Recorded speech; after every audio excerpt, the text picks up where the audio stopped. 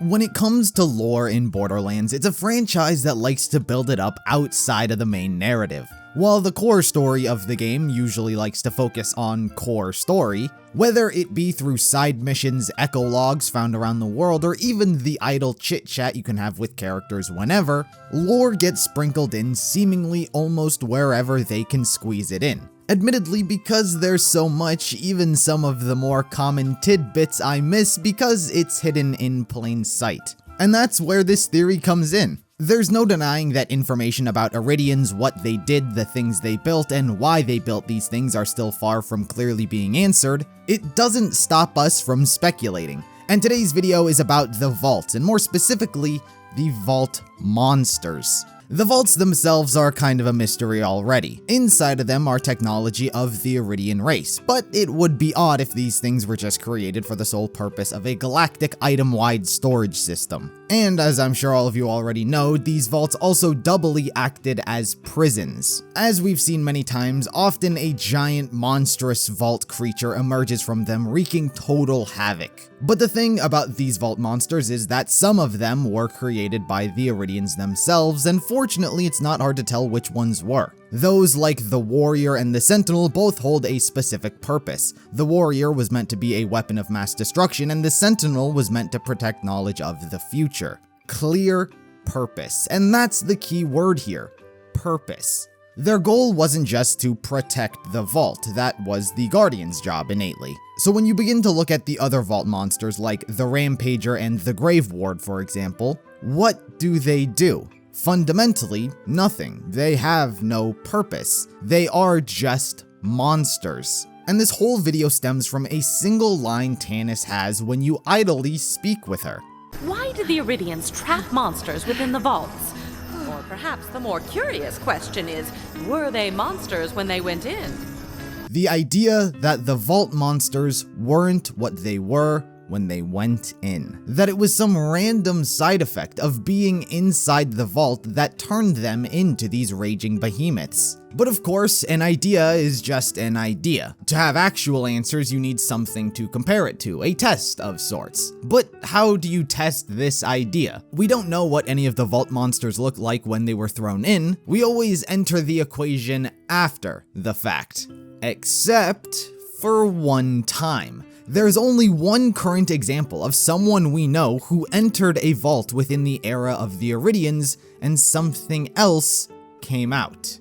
Nyriad, one of the most knowledgeable sirens, the leech who wiped out the Eridians per their request to seal the destroyer in its cage, the one who tells us her story. It ended with her entering the vault on Necrotafeo to prevent her powers from finding a new host. This happened who knows how long in the past. But in modern day, a legendary vault hunter named Typhon de Leon and his wife founded the planet and its vault, and inside was a giant serpent vault monster, which he was forced to kill, and its corpse currently lays over the vault itself. Now, where did this vault monster come from? Nyriad never mentioned that there was a vault monster in the Necrotafeo vault.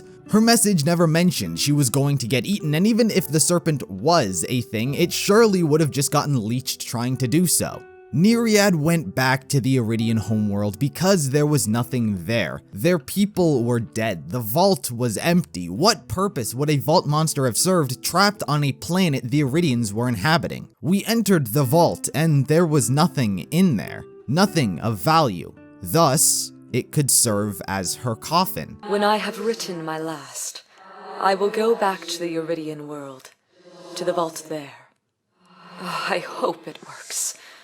This would be a brighter universe without a leech.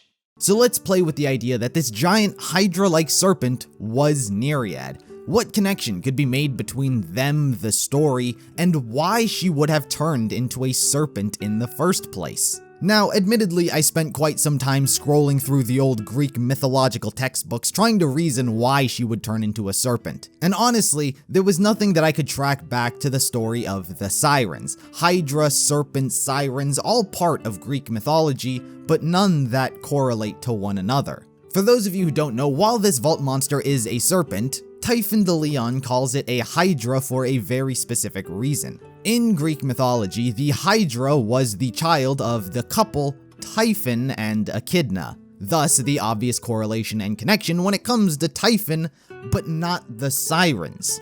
And perhaps I'll go into further detail about Typhon's story in the game relating to his kids and it's all being a reference to the Greek story, but right now I'm not trying to relate it to Typhon, I'm trying to relate it to the sirens.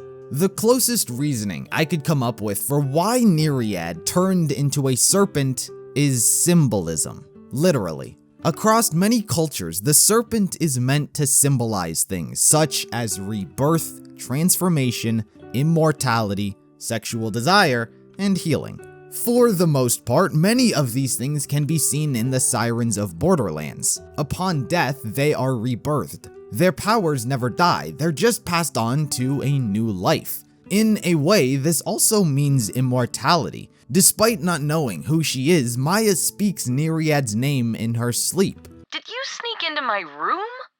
Oh, no. I found it in a bird's nest. Hey, who's Nyriad?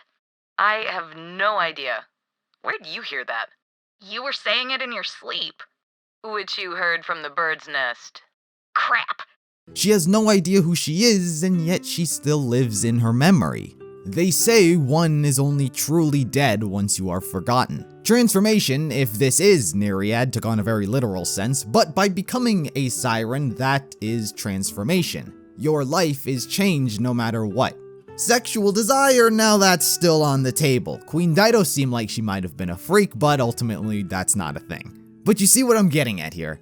I think they called the vault monster a serpent for the sake of symbolism, but had Typhon directly correlate it to a Hydra for his own story. By doing so, you can split the two apart. The Hydra and the serpent both represent different things, and the serpent can very easily line up with the life of a siren. At the end of the day, voice lines just don't accidentally make their way into the game. Tannis is one of the smartest characters we have and the most knowledgeable when it comes to this thing. And I think her hypothesis about vault monsters not being what they are when they come out might hold some weight.